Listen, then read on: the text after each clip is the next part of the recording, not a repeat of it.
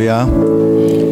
저는 오늘 우리에게 주신 이 사무엘상 19장 1절로 7절 말씀을 통해서 다윗과 요나단이라고 하는 그 제목으로 말씀을 나눌 때에 다윗과 요나단의 아름다운 우정, 끊을래야 끊을 수 없는 아름다운 인과관계를 우리가 한번 살펴보고 우리도 우리의 삶에 적용하며 이 말씀이 이 한 주간 살아가는 데 있어서 여러분에게 큰 힘이 될 수 있기를 먼저 주의 이름으로 축원합니다. 우리나라 조선시대의 조선실록이라고 하는 그러한 책에 보면 이런 아름다운 이야기가 기록이 되어져 있습니다. 조선시대 임금 왕인 그 광해군 때에 나성룡이라고 하는 젊은 신하가 국법을 어김으로 인하여 사형을 당하게 되어 있었습니다. 그러나 지극히 효자였던 나성룡은 이제 죽음을 앞두고 그 광해군에게 한 가지 소원을 간청합니다. 내가 이 젊은 나이에 죽게 되었지만 우리 연로하신 부모님에게 마지막 인사라도 한번 할 수 있도록 기회를 달라고 그렇게 간청을 하지만 광해군은 이런 지하에 거절을 합니다. 그 이유는 만약에 자꾸 이렇게 사형수들이 이런 부탁을 하게 되면 잘못된 선례, 예를 남길 수 있기 때문입니다. 그리고 설령 그가 도망을 가버린다고 한다면 나라의 그 질서에 문제가 생기기 때문에 그것을 거절해 버리고 말았습니다. 그런데 그에게는 진실한 친구가 있었습니다. 같은 신하요 젊은 친구였던 이대로라고 하는 그 신하가 있었는데 이 신하가 그 광해군에게 가서 또 상소를 합니다. 제가 제 목숨을 걸고라도 그렇게 보증을 하겠으니 이 나성룡을 보내어서 부모님에게 인사라도 한번 드릴 수 있도록 해달라고 그렇게 상소를 합니다. 자신이 나성룡을 보증하겠으니 그를 보내서 부모님께 마지막 선처를 해달라고 하는 그러한 부탁을 받고 광해군은 만일 나성룡이 돌아오지 않는다면 어찌하겠느냐고 묻습니다. 그때 이대로는 그가 돌아오지 아니하면 어찌하겠습니까? 제가 친구를 잘못 사귄 죄로 제가 대신 교수형을 당해야 마땅하지 않겠습니까? 그러자 광해군이 또 묻습니다. 너 정말 내 친구 그 나성룡을 그렇게 믿느냐? 나성룡은 이미 죽을 몸인데 그가 왜 돌아오겠느냐? 그리고 설령 그가 돌아온다 할지라도 그의 부모들이 그 사람을 놓아줄 것 같으냐?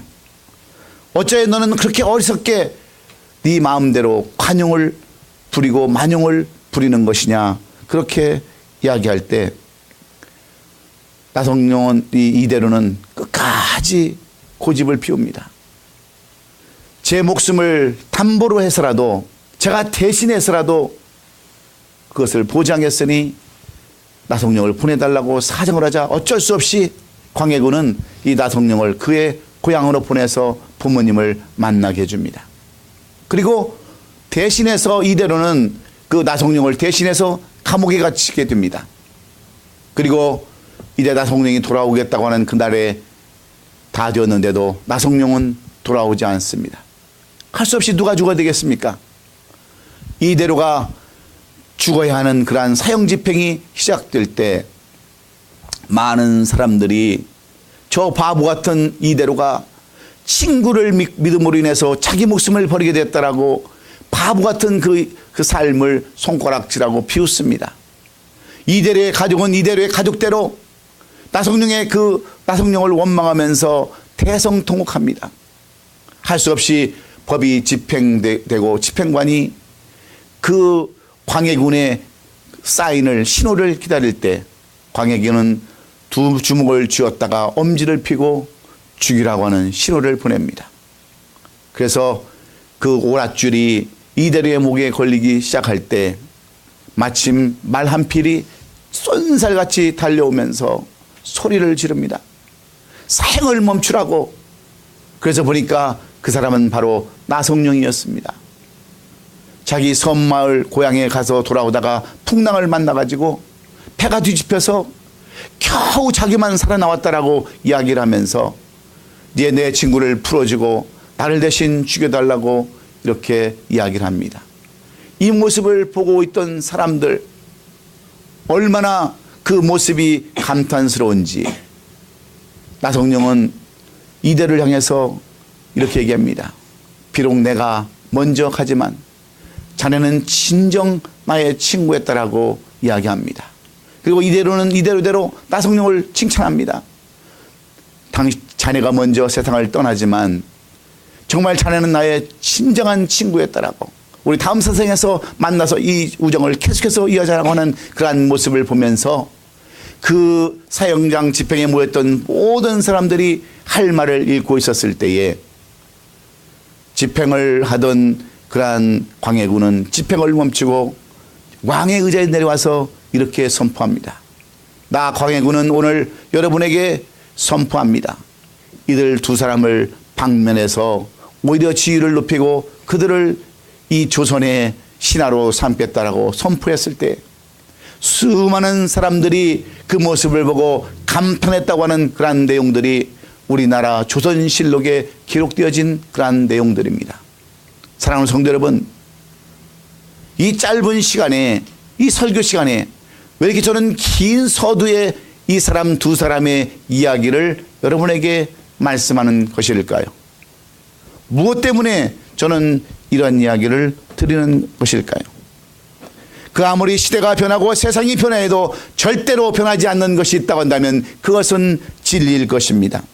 그런데 과연 이 시대에도 자신의 목숨과 바꿀 수 있는 진정한 우정이 존재할 수 있느냐 하는 것입니다.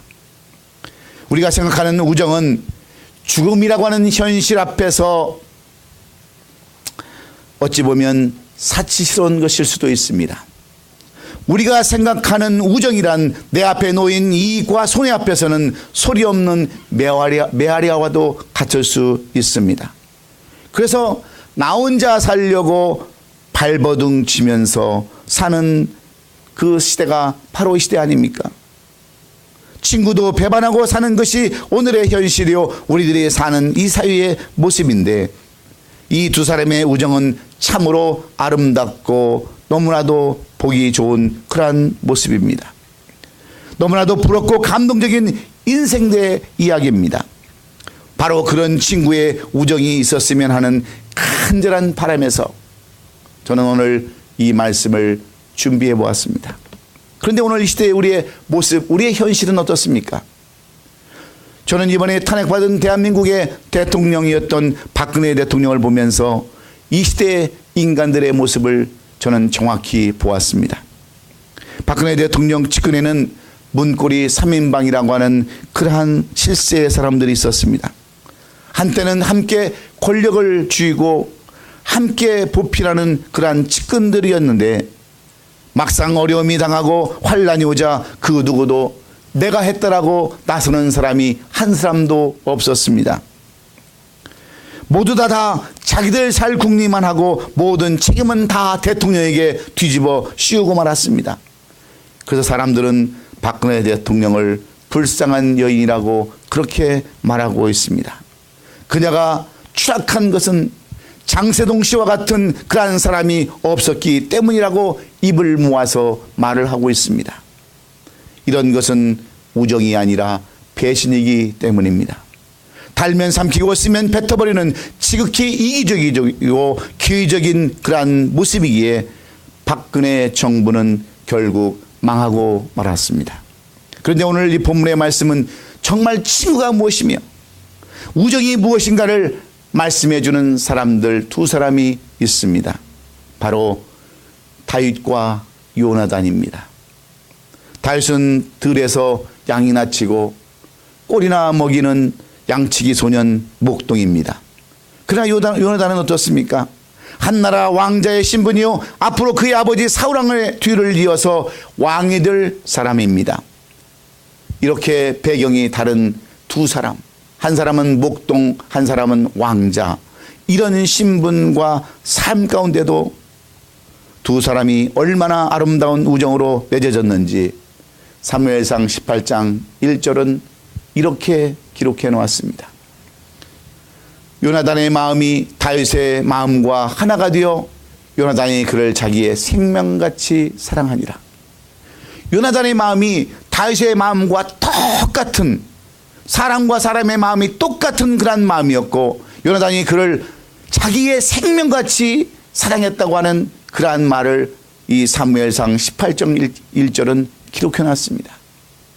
여러분, 한 사람만이 이런 마음을 가질 수 있겠습니까? 요나단이 이런 마음을 가졌다고 한다면 다윗도 똑같은 마음을 가졌다고 하는 것이 바로 성경이 우리에게 주시고자 하시는 말씀입니다. 사랑하는 성도 여러분, 여기서 우리는 두 사람의 아름다운 우정과 진실한 친구의 모습을 엿볼 수가 있는데, 그렇다면 신분도 배경도 삶도 다른 이들이 어떻게 이렇게 아름다운 관계를 유지할 수 있을까요? 오늘 이 시대에 많은 사람들이 고독병에 빠져 삽니다. 친구도 없이 사는 사람들이 얼마나 많은 줄 아십니까? 쓸쓸히 사는 사람, 그래서 마음속에 그 우울증이 생기고 조울증이 생기는 그러한 시대에 어떻게 이렇게 아름다운 관계, 인간관계를 맺고 살 수 있는 그 비결이 어디에 있을까요? 오늘 이 본문의 배경을 살펴보면 다윗이 블레셋 장수 골리앗과 싸워서 이겼을 때에 사람들의 부르는 노랫소리가 있었습니다. 다윗은 만만히요, 사울은 천천히라고 하는 그러한 노래입니다. 이 말의 뜻은 다윗이 사울보다 더 위대하다고 하는 그러한 의미가 바로 이 노래 속에 감춰진 그러한 내용이었는데, 이 노래 때문에 사울은 질투가 났습니다. 두려움 때문에 정신이 혼미해졌습니다. 그래서 시기가 나고 질투가 나서 다윗을 죽이고자 하는 마음이 사울에게는 있었습니다. 그래서 이제 성경은 뭐라고 기록하고 있습니까? 이제는 다윗에게 줄 것은 나라뿐이라고 이렇게 사울이 고백할 정도로 모든 것을 다 다윗에게 넘겨줘야 할 정도로 그는 두려움에 빠져 있었습니다. 한마디로 이날의 그러한 왕권을 다윗에게 물려줄 수밖에 없다고 하는 그러한 의미입니다. 그런데 말입니다, 다윗과 요나단의 아름다운 관계, 친구의 관계, 깊은 우정을 맺고 있는 요나단은 그의 아버지 뒤를 이어서 이날의 왕이 될 사람입니다. 그럼에도 불구하고 요나단은 변함없이 친구 다윗을 사랑하고 깊은 우정을 간직합니다. 뿐만 아니라 너와 나는 영원한 친구라고 하는 그러한 언약을 서로 하면서 언약을 맺습니다. 언약이라고 하는 것은 말로 약속하는 것인데, 이들은 말로 약속한 것까지도 끝까지 지켜나갑니다. 요즘 시대에는 언약을 넘어서서 서로 서류에 공증을 해도 그 약속을 지키지 않는 이 시대가 아닙니까? 항존직을 받을 때 하나님 앞에 서약을 해도 지키지 않는 시대가 바로 오늘 이 시대입니다. 그러나 다윗과 요나단은 끝까지 서로의 우정을 지켜나갔는데, 요나단은 자기가 입었던 겉옷을 다 벗어서 다윗에게 줍니다. 자기의 군복과 칼과 활과 이 찼던 띠까지도 다 풀어서 다윗에게 줍니다. 다윗은 비록 골리앗을 죽인 것으로 인해서 요나단의 아버지 사울왕과 왼수가 되었고, 이를 인하여 무려 13년 동안이나 이곳저곳을 쫓겨다니며 도망다니는 도망신세자가 되고 말았습니다. 나라를 위해서 공을 세운 것이 도리어 화가 되었지만 다윗과 요나단의 우정은 조금도 변하지 않았습니다. 끝까지 아름다운 관계로 나아가게 되었습니다. 그렇다면 이렇게 아름다운 관계, 흠모할 우정은 어떻게 만들어지고 유지되는 것일까요? 사실 요나단이 없었다고 한다면 다윗이라는 위대한 이스라엘의 성군은 있을 수 없습니다. 물론 다윗이 없었다고 한다면 또한 사울의 왕가는 영원히 멸망당할 수밖에 없었을 것입니다. 이렇게 서로 아름다운 관계, 인간관계, 우정관계를 맺을 수 있었던 이유를 오늘 이 본문을 기록한 사무엘 선지자는 무엇이 그 이유라고 말씀하고 있습니까?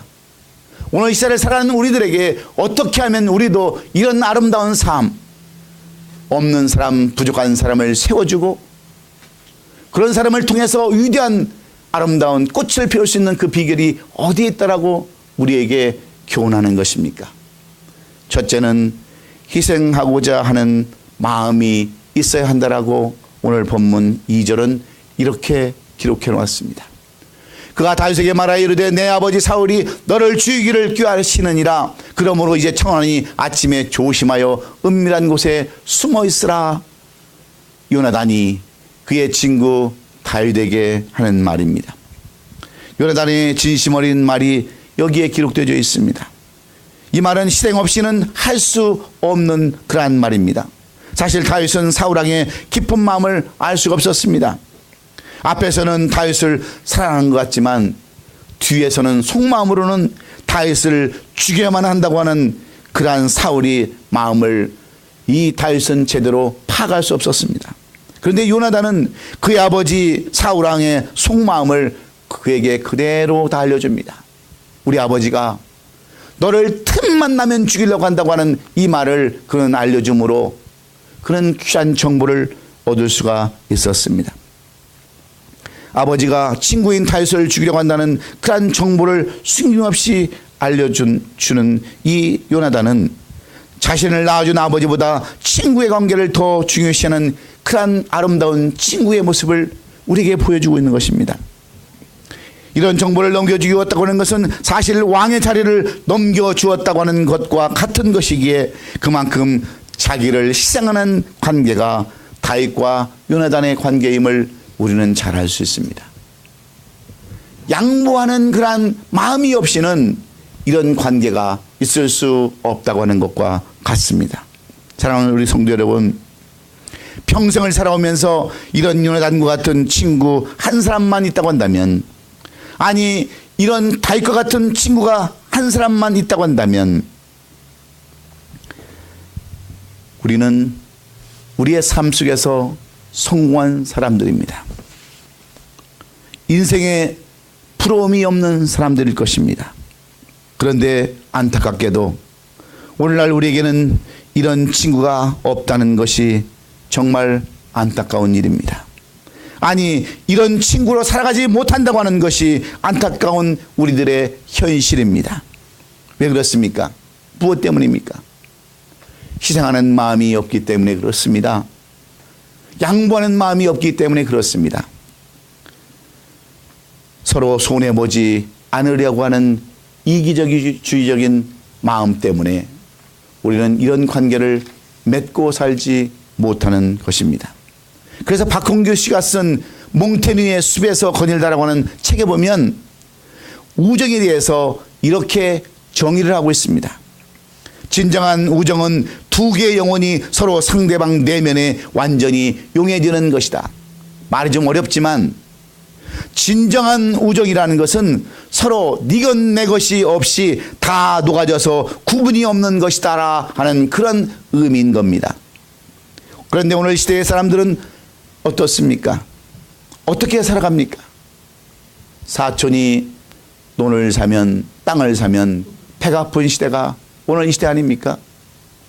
친구가 잘 되면 질투가 나는 시대가 바로 오늘 이 시대를 살아가는 우리들의 모습입니다. 교회가 성장하고 부흥하면 욕을 하는 것이 바로 오늘 이 시대의 그러한 모습들입니다.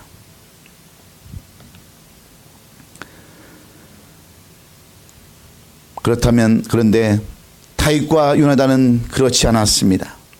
그 이유는 서로 희생하고 헌신하고 양보하는 그러한 마음이 앞섰기 때문인 줄로 믿습니다. 영국의 한 귀족의 아들이 시골에 내려가서 호숫가에 가서 수영을 하다가 다리가 쥐가 나서 그만 물에 빠져 죽게 되었습니다. 그래서 그런 소리를 지릅니다.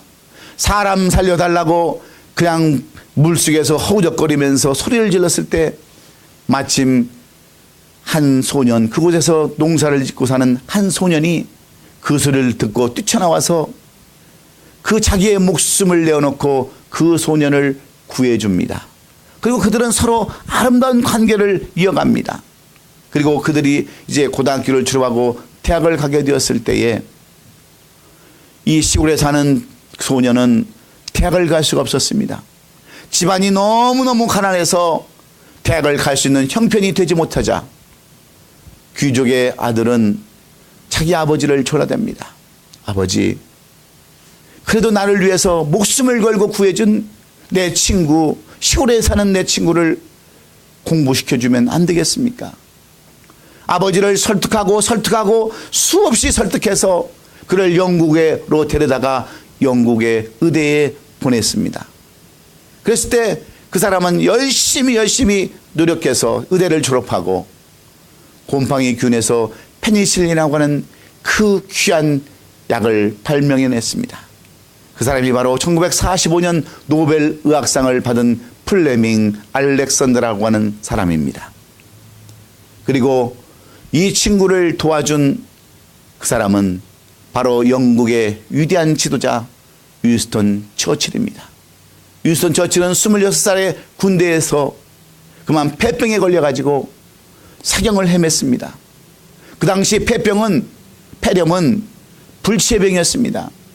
한 번 폐렴에 걸리면 살아나는 사람이 없었음에도 불구하고 그의 친구 플레밍이 개발한 그 페니실린으로 인해서 그런 생명을 구하고 인류에 크게 공헌한 영국의 수상으로 자리를 잡을 수 있었습니다. 여러분, 어릴 때부터 작은 우정이 평생 동안 관계를 유지되면서 이들의 삶에 빛과 생명을 만들어 주었습니다. 이렇게 위대한 삶을 살 수 있겠던 그러한 비결은 서로를 위해서 희생하고자 하는 희생정신과 양보의 정신이 있었기 때문입니다. 자신을 당신의 생명을 구해준 것에 대한 감사가 희생이라고 하는 보살핌으로 인해서 이들에게 아름다운 결실을 맺을 수가 있었던 것입니다. 사랑하는 성도 여러분, 이런 우정, 이런 아름다운 이런 관계를 만들어 가시기를 원하십니까? 그렇게 하려면 무엇보다도 우리에게는 희생하는 마음이 있어야 합니다. 양보하는 마음이 있어야 합니다. 여러분, 사람의 관계는 항상 상대적입니다. 서로 희생하고 서로 양보할 때에 여러분 아름다운 관계, 아름다운 우정이 여러분 싹 트는데 내 것만 고집하고 내 것만 내 이익만 위해서 취한다고 한다면 어찌 여러분 아름다운 관계가 이루어질 수 있겠습니까? 여러분, 한 사람이 한 사람을 아름답게 만들 수 있는 비결, 비록 보잘것없는 사람이지만 위대한 한 사람을 만들 수 있는 비결은 나의 희생 없이는, 나의 양보 없이는 될 수 없다고 하는 것이 오늘 사무엘이 우리에게 주시고자 하시는 그러한 교훈의 말씀입니다. 여러분, 희생 없이 되는 건 아무것도 없습니다. 양보 없이 되는 건 아무것도 없어요. 내 자식을 위해서도, 교회를 위해서도, 가정을 위해서도, 사업과 직장을 위해서도 내가 열심히 희생하고 헌신하며 양보할 때에 놀라운 역사가 있으심을 기억하고 이 한 주간 여러분도 실천하는 삶을 사시는 우리 아름다운 교회 성도들이 될 수 있기를 예수님의 이름으로 축원합니다. 두 번째로, 이렇게 다윗과 요나단처럼 아름다운 관계, 인간의 우정의 관계를 이룰 수 있는 비결이 어디에 있습니까? 두 번째는 위로와 권면과 인내가 있어야 함을 말씀해 줍니다. 오늘 보면 4절에 보면 성경은 이렇게 써놨습니다. 요나단이 그의 아버지 사울에게 다윗을 칭찬하여 이르되 원하건대 왕은 신하 다윗에게 범죄하지 마옵소서. 그는 왕께 득죄하지 아니했고 그가 왕께 행한 일은 심히 선함이다. 이렇게 그의 아버지 사울에게 다윗에 대해서 자랑을 합니다. 요나단이 그의 아버지 사울에게 진심으로 부탁하는 내용임을 볼 수 있습니다. 친구 다윗을 죽이려고 하는 아버지를 향하여 다윗을 칭찬하고 다윗을 죽이지 말라고 부탁하는 이 요나단입니다. 그래서 5절에 가서 뭐라고 얘기합니까? 어찌 까닭 없이 다윗을 죽여 무죄한 피를 흘려서 아버지 범죄하려 하십니까? 하면서 아버지를 권면하는 이 요나단을 볼 수가 있습니다. 그럴 때 사울은 그것을 깨닫고 6절에서 어떻게 맹세합니까? 사울이 요나단의 말 듣고 맹세하되 여호와께서 살아계심을 두고 맹세하거니와 그가 죽임을 당하지 아니하리라. 내가 네 말을 듣고 보니 내가 다윗을 죽일 이유가 없구나, 그렇게 생각하고 깨닫고 다짐을 합니다. 맹세합니다. 여러분, 그런데도 어떻게 해요? 다윗은, 이 사울 왕은 3,000명의 정예 부대를 보내서 끝까지 다윗을 추격합니다. 다윗을 죽이려고 엔게디 동굴부터 시작해서 유다에 있는 모든 들판들을 다 이잡듯이 샅샅이 뒤지고 다니지 않습니까? 아무리 맹세를 한들 그의 불타는 질투심을 막을 수가 없었지만 요나단은 그렇지 않았습니다. 다윗은 다른 나름대로 사울 왕을 신뢰하지 못하고 그 아들 요아단만큼은 신뢰하고 그의 말대로 행해서 그는 죽음을 면할 수가 있었습니다. 여러분, 격려해주고 위로해주고 권매지는 친구 요나단이 있었기 때문에 수없이 쫓겨다니면서 그의 아버지를 죽이지 않냐고, 원수를 갚지 않냐고 인내하며 참을 수도 있었습니다. 무엇 때문입니까? 요나단의 그 진심 어린 위로와 권면과 그런 것들 때문에 그는 참을 수가 있었던 것입니다. 사랑하는 성도 여러분, 인간이 어떻게 아름다운 우정을 이어나가고 아름다운 관계를 이어갈 수 있습니까? 서로 여러분 위로하고 권면하고 붙들어 줄 때에 그때 오래 참을 수 있게 되고 아름다운 관계를 맺어갈 수 있는 줄로 믿습니다. 우리가 잘 아는 저 요세미티 국립공원에 가보면 큰 삼나무 숲들이 있습니다. 이 삼나무 숲들은 지상에서 가장 큰 나무들이고 가장 오래된 그런 나무들입니다. 그래서 사람들은 뭐라고 생각합니까? 저렇게 큰 나무, 오래된 나무가 되려면 뿌리를 깊이 내려야 한다라고 사람들은 생각을 합니다. 그러나 실상 그 삼나무의 뿌리들은 깊은 뿌리를 내리고 있지 못합니다. 지형적으로 바위가 많은 그러한 지역에서 뿌리를 깊이 내릴 수가 없습니다. 그래서 그 나무들은 서로 뿌리를 서로 뒤엉키고 서로 엉켜서 서로 이 뿌리를 이렇게 붙잡고 있습니다. 그러다 보니까 그 아무리 태풍이 오고 바람이 불어도 그 서로 연결되어 있는 뿌리 때문에 그 나무는 오래 견딜 수가 있고 어떤 그 폭우에서도 쓰러지지 않고 큰 나무로 자랄 수가 있는 겁니다. 그렇습니다. 진정한 우정이란 마치 서로 엉킨 삼나무 뿌리와도 똑같습니다. 그래서 서로 위로하고 권면하고 함께할 때에 큰 나무처럼 견고해 줄 수 있음을 우리는 깨달아야 합니다. 여러분, 정말 한 사람을 세워서 위대한 사람으로 만들어주기를 원하십니까? 여러분들이 진정 그렇게 위대한 사람이 되고 싶습니까? 그렇다면 여러분 위로해 주십시오. 그리고 잘못된 것은 권면하고 여러분 할 때 여러분 우리는 끝까지 참고 인내하며 위대한 일들을 감당할 수 있기에 오늘 우리는 이 말씀을 통해서 이 한 주간 정말 친구들과 이웃들과 가족들에게 여러분 좋은 말로 위로해 주시고 잘못된 것은 권면하고 그들로 하여금 깨닫게 해서 여러분의 삶이 더욱더 풍족한 삶으로 살아갈 수 있기를 예수님의 이름으로 축원합니다. 마지막으로 어떻게 다윗과 요나단은 그렇게 아름다운 관계를 유지할 수 있었을까요? 다윗과 요나단은 어떻게 그렇게 진정한 친구의 우정으로 살아갈 수 있었을까요? 7절에 보면 다윗과 사울의 관계가 나쁜 사이였음에도 불구하고 요나단은 서로를 만나게 해줍니다. 요나단은 다윗을 불러 그 모든 일을 그에게 알리고 요나단이 사울을 사울에게 인도하니 그가 사울 앞에 천거같이 있었더라. 사울과 다윗이 왼수지간입니다. 사울은 다윗만 보면 죽이려고 하는 그런 불타는 마음, 증오하는 마음이 있었습니다. 그런데 그의 아들 요나단은 어떻게 하면 우리 아버지와 내 친구 다윗이 함께 할 수 있을까? 그들이 어떻게 화해하고 어떻게 한 마음으로 서로를 용서할 수 있을까? 가운데에서 중보자로의 역할을 감당하고 있는 겁니다. 여러분, 가운데서 중보자라는 삶은 힘든 삶입니다. 때로는 욕을 먹어야 되고 때로는 간과 쓸개를까지 빼내야 하는 그런 것이 중보자의 그러한 역할입니다. 그런데 이 요나단은 그 일을 감당합니다. 마치 우리를 죄에서 해방시키기 위해서 중보자가 되었던 예수님의 마음으로 요나단은 그렇게 아버지와 다윗을 화해시키고 그들과 함께 있게 했다라고 하는 것이 오늘 본문 7절의 내용입니다. 그래서 오늘 우리는 아버지 다윗을 설득하는 이 요나단을 보면서 우리는 무엇을 교훈받아야 하겠습니까?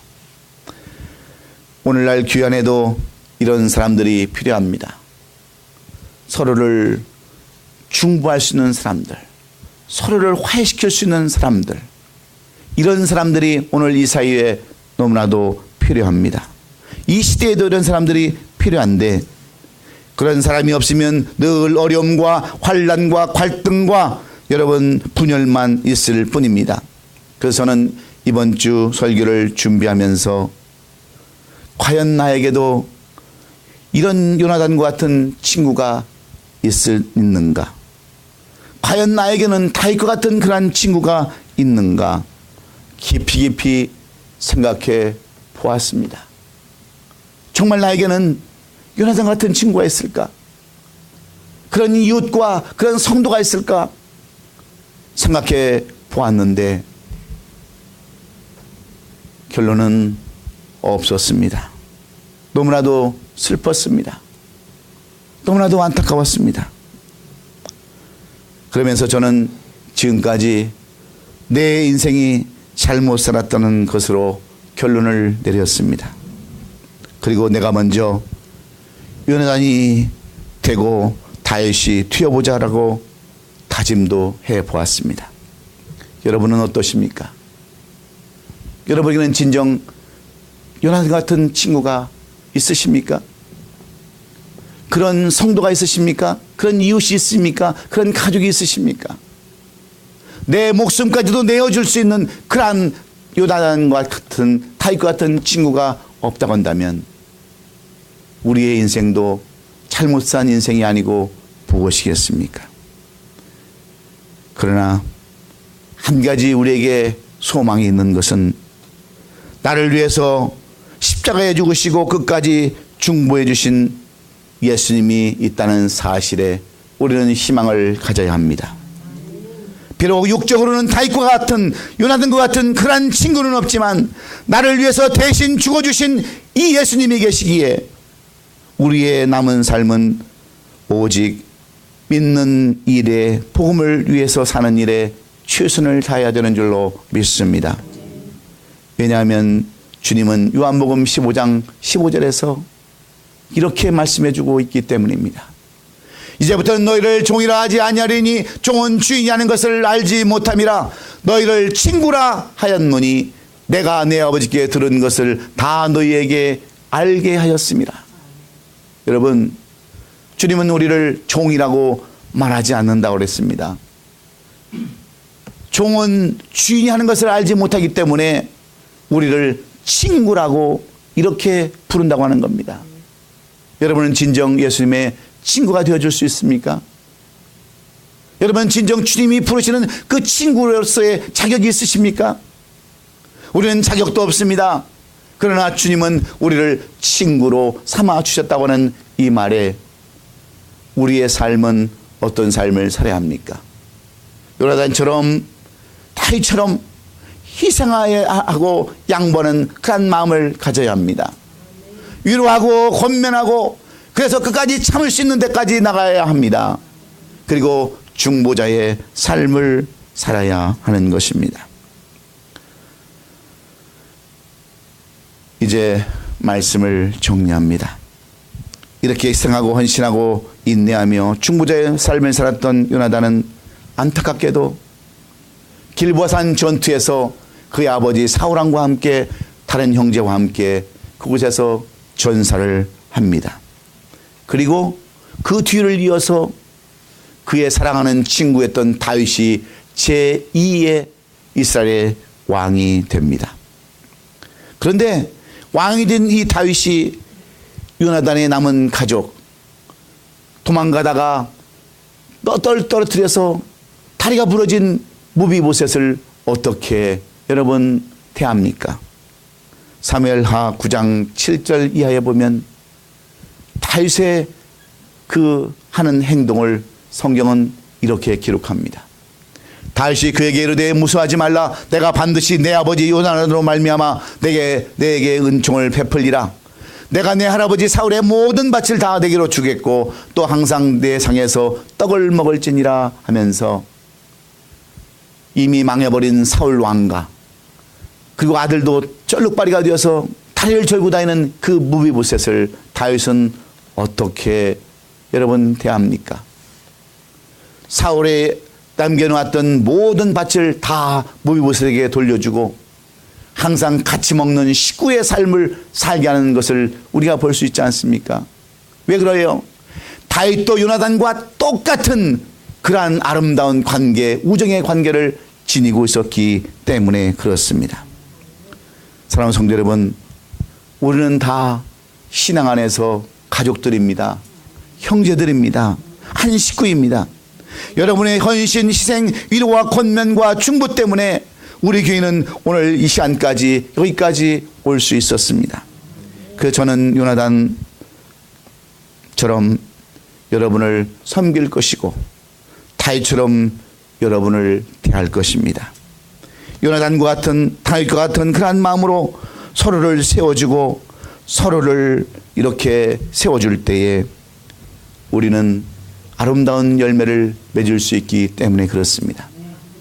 여러분, 요나단이 없었다고 한다면 이스라엘의 위대한 성군 다윗은 있을 수 없었습니다. 다윗이 없었다고 한다면 무비보셋, 요나단의 그 계보는 가정은 영원히 끊어져 버리고 사울의 왕가는 영원히 사라질 수밖에 없었습니다. 그러나 이 두 사람의 아름다운 인간관계가 있었기 때문에 여러분 사울 왕가는 그래도 무비보셋을 통해서 이어질 수 있었고 위대한 다윗은 이스라엘의 성군으로 남아있을 수 있었습니다. 여러분 우리에게 필요한 것이 무엇입니까? 여러분 인간관계 아닙니까? 우리는 잠시 왔다가는 나그네 인생들이지만 우리의 인간관계는 너무나도 중요합니다. 그걸 위해서 우리 서로 희생하고 양보하십시다. 서로 위로하고 권면하고 또 그런 말씀을 통해서 우리 인내하며 사십시다. 예수님과 같은 마음으로 중보자의 삶을 살 때 우리는 아름다운 꽃을 피우고 아름다운 교회, 아름다운 공동체를 이어갈 수 있기에 그리고 여러분의 가정에서 삶 속에서 여러분들이 그러한 요나단과 다윗과 같은 삶을 살아갈 때 그 사회는 아름다운 사회요 아름다운 공동체가 될 수 있음을 기억하시고 오늘 요나단과 다윗처럼 그러한 마음으로 살아가는 우리 아름다운 교회 성도들이 될 수 있기를 예수 그리스도의 이름으로 축원합니다. 축원합니다. 기도하겠습니다. 고맙고 감사하신 우리 주님,